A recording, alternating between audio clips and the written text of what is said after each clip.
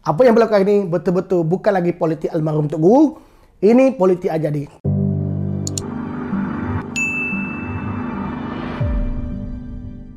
Video kali ini disponsor oleh Creambat. Jadi kepada siapa-siapa yang nak rasa coklat ataupun biskut berserah coklat, bolehlah hubungi nombor yang akan ada di skrin ini.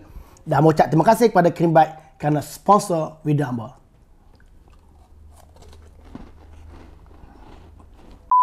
Mungkin ramai yang tertanya kenapa idea penyatuan ummah ataupun pergabungan PAS dan UMNO ni ditolak kuat oleh almarhum Tok Guru Nik Aziz. Saya alhamdulillah mengikut dekat perkembangan politik almarhum Tok Guru dulu, di akhir-akhir pelibatan beliau dengan politik dulu, dan masa itu pun isu yang sangat kuat adalah pergabungan UMNO dan juga PAS.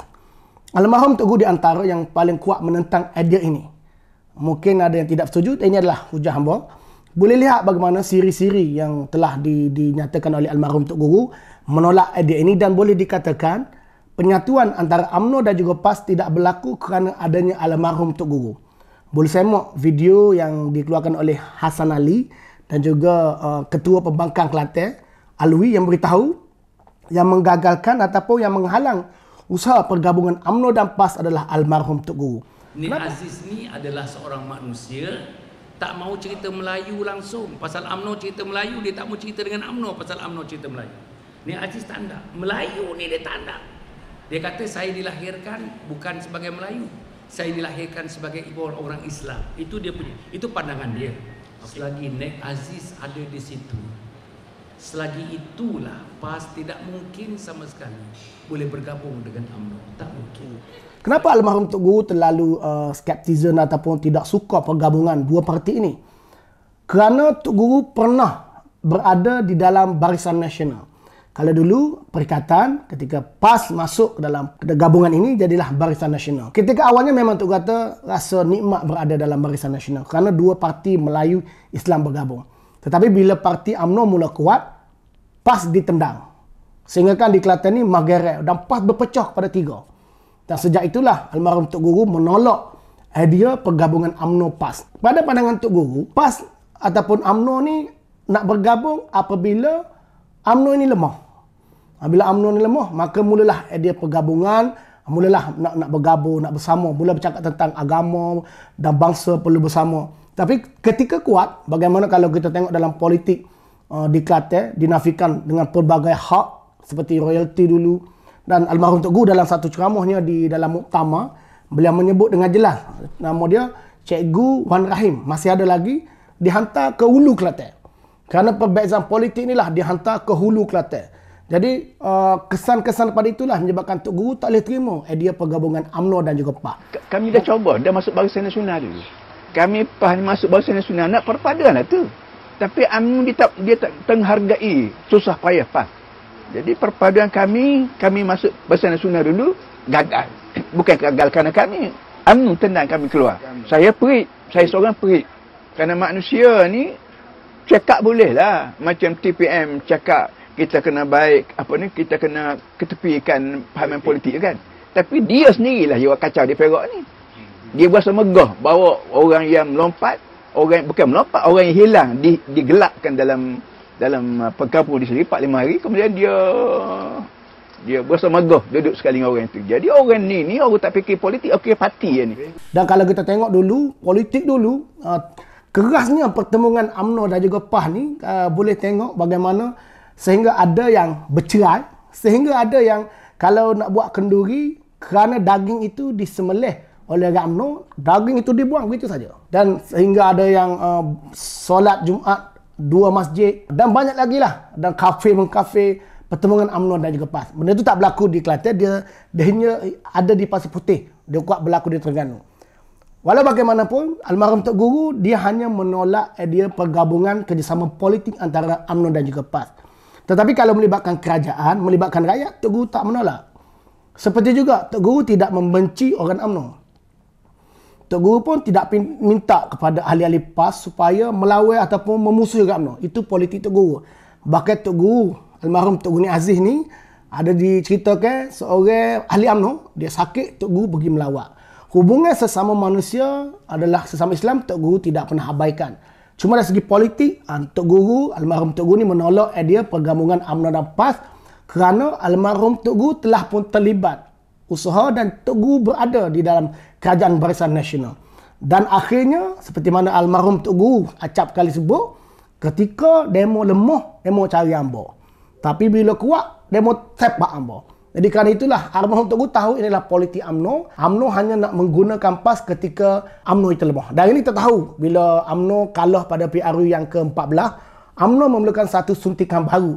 Kerana itulah UMNO ubah perlembagaan nak Islam. Tapi masa dulu ketika berkuasa, RUU 355 digunakan hanya untuk meraih undi semata-mata dan RUU 355 digunakan oleh PAS untuk berpisah dengan DAP dan akhirnya beberapa pimpinan yang tidak bersetuju dengan cara PAS telah pun dikeluarkan dalam muktamar membentuk parti baru ini, Parti Amanah.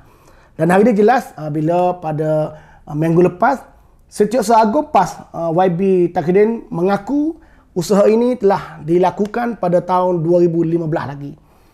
Kita tak tahulah bagaimana ataupun mereka yang dulu ketika 2015 ni begitu mendesak pimpinan-pimpinan PAS yang keluar daripada PAS bercakap tentang bai'ah kerana keluar dari parti.